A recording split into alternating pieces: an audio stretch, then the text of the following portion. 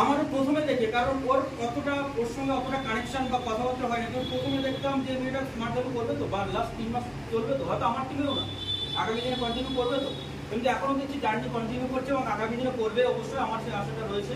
তো নেক্সট এরকম একজন পার্সনকে ডেকে নেবো, please welcome miss Supriya Mondal.